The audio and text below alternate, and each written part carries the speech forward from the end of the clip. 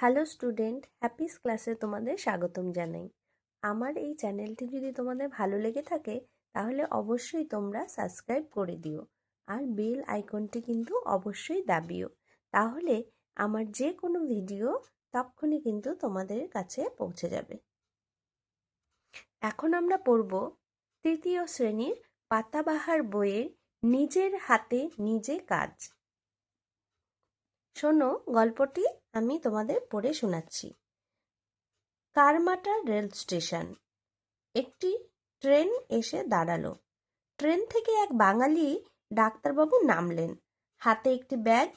ব্যাগটি ছোট, কিন্তু মানুষটি যে সম্মানে বড়। ডাক্তার বলে কথা, নিজের হাতে ব্যাগ বইতে হয়তো তার লজ্জা বোধ হয়, তাই তিনি কুলি কুলি বলে চিৎকার শুরু করে দিলেন।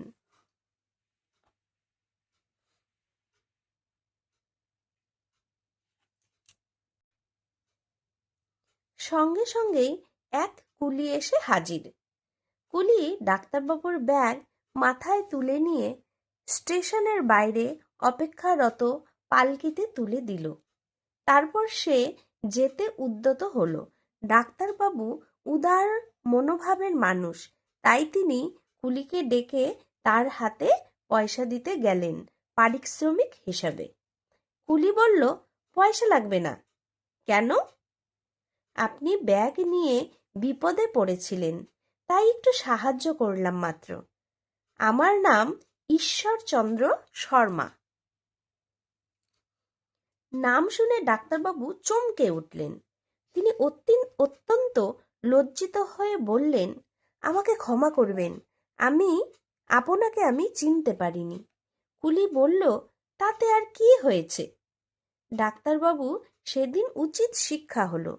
তিনি প্রতিজ্ঞা করলেন, আমি আর কখনো নিজের কাজ নিজে হাতে করতে সংকোচিত হব না। তাহলে এটা কিন্তু অনেক বড় একটি শিক্ষণমূলক গল্প, তাই না? এই গল্পের থেকে আমরা কি শিখতে পাই? যে মানুষ যতই বড় কখনো হই না কেন, আমাকে কিন্তু আমার নিজের কাজ নিজেকেই করতে হবে, তাই না? আচ্ছা দেখো, এখানে এই লাইনটি, আপনি ব্যাগটি নিয়ে বিপদে পড়েছিলেন, তাই একটু সাহায্য করলাম মাত্র। আমার নাম ঈশ্বরচন্দ্র শর্মা। তোমরা কি বুঝতে পারছো এখানে ঈশ্বরচন্দ্র শর্মা কাকে অভিহিত করা হয়েছে? ইনি হলো আর কেউ নয়, আমাদের ঈশ্বরচন্দ্র বিদ্যাসাগর মহাশয়। দেখো, তার মন কত উদার ছিল যে তিনি ভেবেছেন যে ডাক্তারবাবু এসেছিলেন, তিনি বিপদে পড়ে হয়তো কুলি কুলি বলে চেঁচাচ্ছে, কিন্তু আসলে কি তা ছিল না।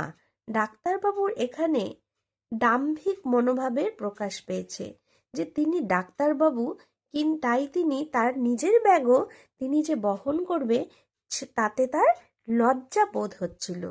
কিন্তু ঈশ্বরচন্দ্র বিদ্যাসাগর মহাশয় তিনি এখানে তার উদার মনোভাবের প্রমাণ দিয়েছেন। তিনি এত বড় মাপের একজন ব্যক্তি হয়েও কিন্তু ডাক্তারবাবুর ব্যাগ ওঠাতে একটুকু তার ইতস্তত বোধ হয়নি। তিনি মনে মনে ভাবছিলেন যে আমি কাউকে উপকার করছি, তাই না? তাহলে এই গল্প থেকে আমরা শিখলাম যে কিভাবে মানুষকে উপকার করতে হয়, সে আমি যতই বড় মাপের মানুষ হই না কেন।